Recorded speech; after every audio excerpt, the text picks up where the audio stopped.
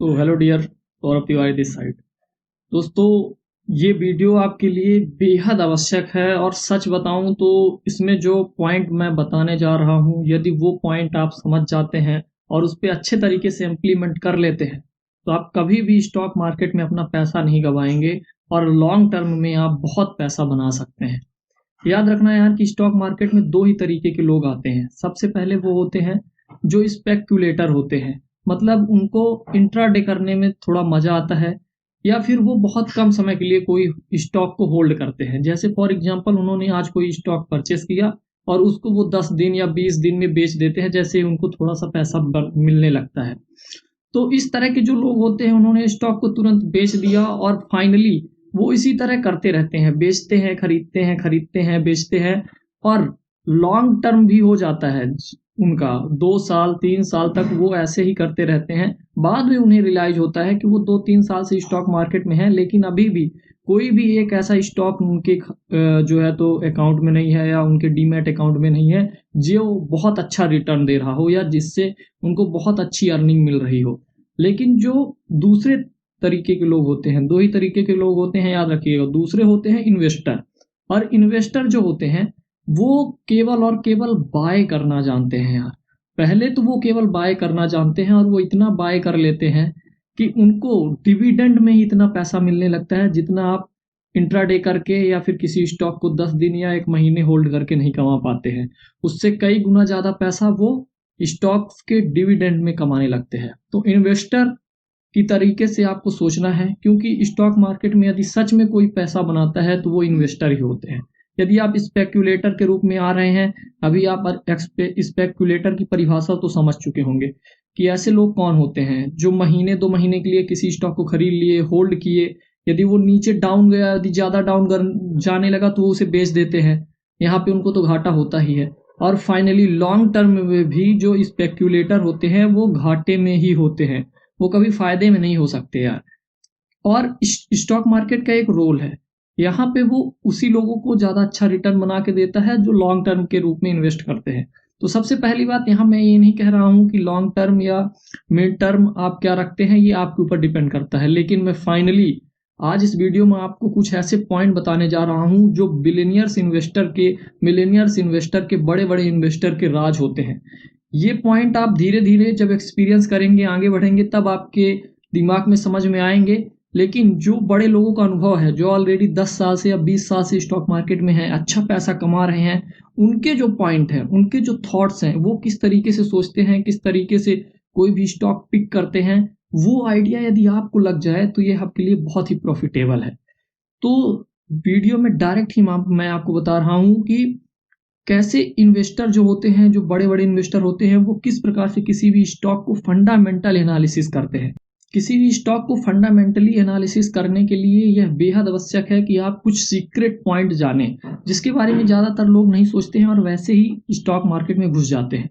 जब कोई नया नया स्टॉक मार्केट में आता है तो वो क्या करता है, गूगल सर्च करता है, यूट्यूब सर्च करता है कि आज कौन सा स्टॉक खरीद लें, कल कौन सा स्टॉक खरीद लें।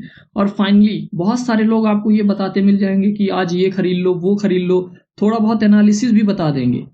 लेकिन वो एनालिसिस लॉन्ग टर्म में बिल्कुल भी काम नहीं करता है। लेकिन आज जो आप पॉइंट जानने जा रहे हैं, ये सच में आपकी लाइफ को बदल देगा यार। और वो पहला पॉइंट ये है कि आप कोई भी स्टॉक खरीदना चाहते हैं, आप शुरुआत कर रहे हैं, कोई भी एक स्टॉक आपने पकड़ लिया, फॉर एग्जांपल आपने रिलायंस इंडस्ट्री का स्टॉक पकड़ लिया। आप सबसे पहला काम आपका ये है कि आपको उस कंपनी के बारे में, जिसका स्टॉक आप खरीदने जा रहे हैं, उस कंपनी के बारे में अच्छी तरीके से जानना है कि वो कंपनी करती क्या है, किन किन सेक्टर में वो कंपनी कार्य कर रही है और वो क्या क्या सर्विस दे रही है। कोई भी कंपनी दो ही तरीके से, मुख्य रूप से यदि मैं आपको बहुत ही आसान तरीके से बताऊं तो दो ही रूप में काम करती हैं कोई भी कंपनियां। या तो वो प्रोडक्ट के रूप में काम करेगी या तो वो सर्विस के रूप में काम करेगी।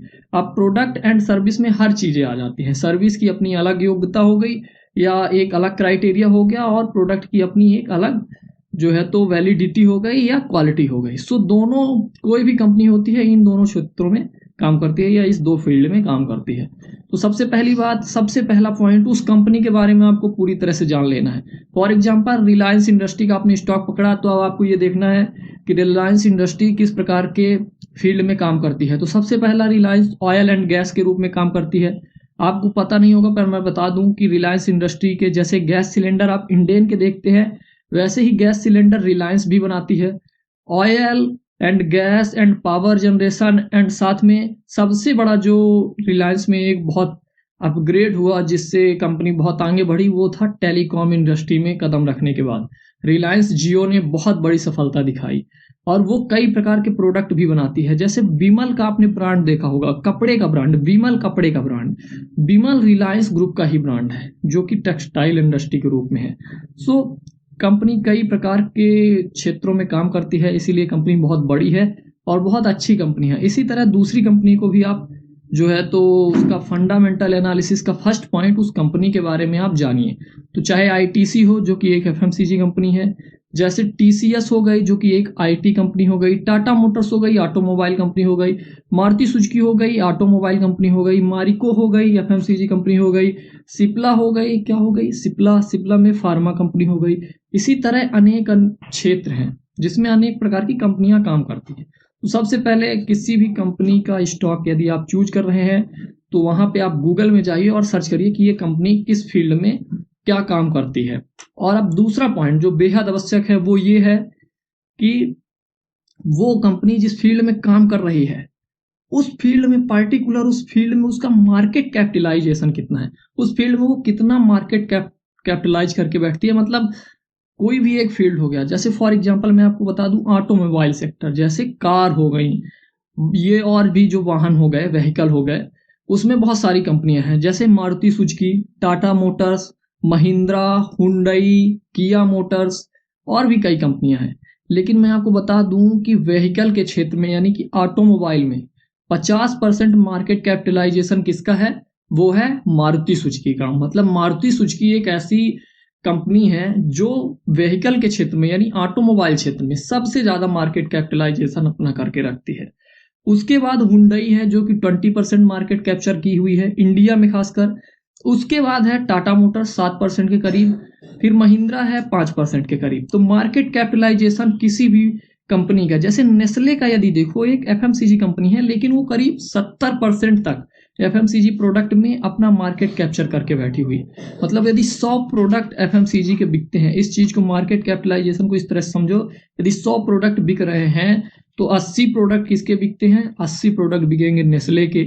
फिर हो सकता है उसमें से कुछ आईटीसी के, कुछ मैरिको के और कुछ अलग कंपनी के हो सकते हैं, वो सभी डिवाइड हो जाता है उसमें। लेकिन सबसे ज्यादा मार्केट कैपिटलाइजेशन यदि अच्छा है तो दूसरा पॉइंट, मार्केट कैपिटलाइजेशन ज्यादा से ज्यादा होना चाहिए, वो कंपनी लीडर होनी चाहिए मार्केट की।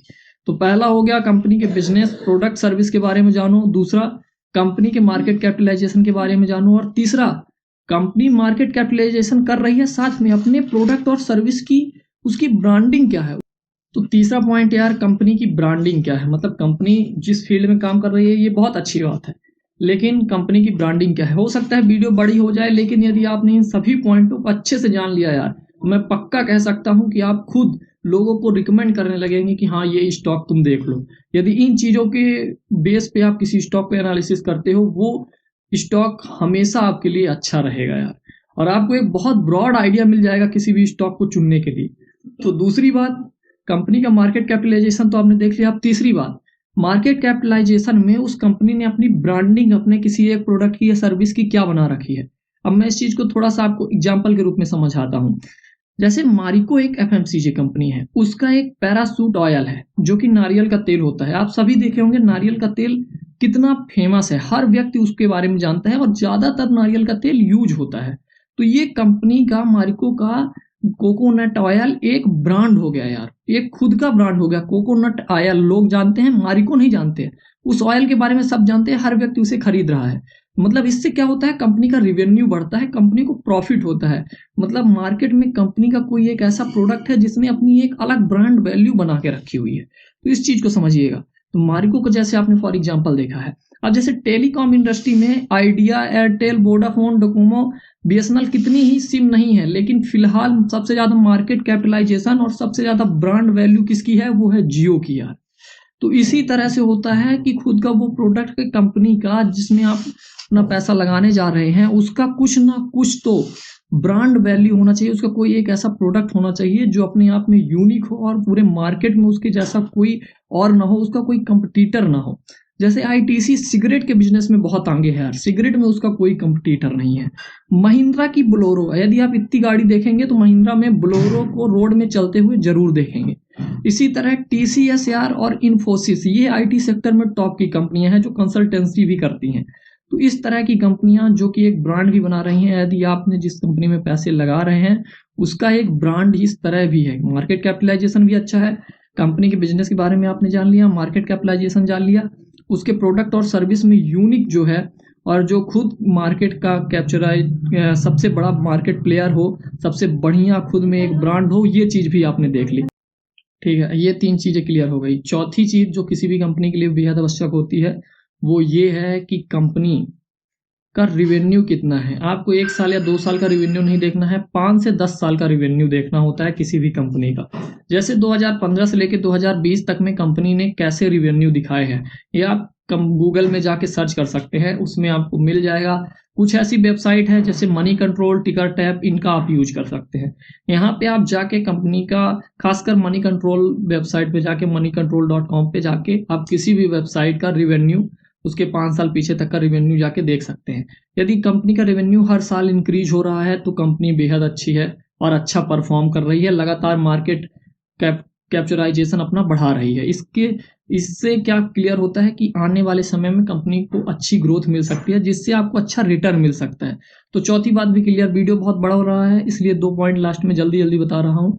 तो 4th पॉइंट आपको क्लियर हो गया। 5th पॉइंट ये होता है कि कंपनी के ऊपर डेप्थ कितना है। डेप्ट यानी होता है कर्जा कितना है। यदि कंपनी डेप्ट फ्री है तब तो वो बहुत बेस्ट कंपनी होती है, लेकिन यदि उसके ऊपर थोड़ा सा माइनर सा कर्ज है तो वो भी इतना मायने नहीं रखता। जैसे यदि बड़ी कंपनियों की बात करें, जैसे यदि मैं टाटा मोटर्स की बात करूं तो टाटा मोटर्स के ऊपर काफी ज्यादा कर्ज है, लेकिन वो कर्ज उसके जो कंपनी जितनी बड़ी है, कंपनी का जितना रिवेन्यू है उसके सामने वो कर्ज भी छोटा है। लेकिन नॉर्मल कंपनी के लिए उतनी कंपनी की टोटल रिवेन्यू ही नहीं होती। जैसे टाटा मोटर्स का कर्ज यदि 16 करोड़ के करीब है, 16,000 करोड़ के करीब, तो इतनी बड़ी कई कंपनियां ही नहीं होती हैं। तो कर्ज डिपेंड करता है कंपनी की टोटल मार्केट कैपिटलाइजेशन, या कंपनी टोटल कितनी बड़ी है, उसका कितने का टर्नओवर है। तो कंपनी यदि डेप्ट फ्री है तो वो बहुत अच्छी कंपनी होती है, लेकिन जो बड़ी कंपनी है, लार्ज कैप कंपनी है, उसमें थोड़ा बहुत डेप्ट होता है, उससे कोई इशू नहीं होता। अब 6 पॉइंट जो है, उस कंपनी या उस कंपनी के स्टॉक में जिसमें आप इन्वेस्ट कर रहे हैं उसमें म्यूचुअल फंड की होल्डिंग कितनी है। यदि किसी भी स्टॉक में जो कि आपको इन्वेस्ट करना है उसके बारे में एनालिसिस करना है, अच्छा फंडामेंटल एनालिसिस, तो आपको ये देखना जरूर चाहिए कि उसमें म्यूचुअल फंड की होल्डिंग कितनी है। ये यदि किसी स्टॉक में म्यूचुअल फंड की होल्डिंग अच्छी रहती है, 5 से 10% यदि किसी में है, या फिर 1 से 2%, 3% भी होल्डिंग है म्यूचुअल फंड की, तो वो स्टॉक मान लीजिए कि आने वाले समय में अच्छा करेगा, या फिर वो बहुत ही स्टेबल और फंडामेंटली स्ट्रॉन्ग स्टॉक है। क्योंकि म्यूचुअल फंड केवल उन्हीं स्टॉक में इन्वेस्ट करते हैं जो फंडामेंटली स्ट्रॉन्ग होते हैं, फंडामेंटल अच्छे होते हैं उनके, उसी स्टॉक में म्यूचुअल फंड इन्वेस्ट करते हैं। क्योंकि आप और हम तो छोटे छोटे एनालिसिस कर रहे हैं, ये देख रहे हैं, थोड़े थोड़े पॉइंट देख सकते हैं, लेकिन जो म्यूचुअल फंड जब इन्वेस्ट करता है ना यार, जो कोई फंड मैनेजर होता है, तो वो किसी भी स्टॉक के बारे में इनसाइडर इंफॉर्मेशन भी रखता है, और आउटसाइडर तो वो पूरा इन्वेस्टमेंट करता ही है, मतलब पूरी अच्छे से एनालिसिस करता है उसके बाद इन्वेस्टमेंट करता है। तो यदि उसमें म्यूचुअल फंड इन्वेस्टिंग अच्छी है तो वो स्टॉक बहुत अच्छा है। तो इस आज की वीडियो में इतना ही। इसी तरह बहुत ही वैल्यूएबल पॉइंट लेके आऊंगा यार, वो चीजें लेके आऊंगा जो आपको एक इन्वेस्टर बनाएंगी और एक ऐसा व्यक्ति बनाएंगी जो स्टॉक मार्केट के बारे में एक्सपर्ट बने, मास्टर बने, और दूसरों को सही तरीके से समझा या बता सके। ये नहीं यार कि मैं एक वीडियो बना दूं कि आपको ये स्टॉक परचेस करने हैं, ये बेचने हैं, ये गलत है। और एक लास्ट पॉइंट, कोई भी स्टॉक आपको खरीदना है, बेचना है, सबसे ज्यादा जरूरी होता है किसी भी स्टॉक में राइट टाइम में एंट्री लेना। राइट टाइम में एंट्री लेना, ये कैसे आप इसको समझ सकते हैं कि अभी राइट टाइम है, और एग्जिट करने का क्या राइट टाइम है, ये आप कैसे समझ सकते हैं, इस पर भी मैं आपको एक वीडियो जरूर बना के दूंगा। और यदि आप किसी पार्टिकुलर टॉपिक पे चाहते हैं तो आप कमेंट कर सकते हैं।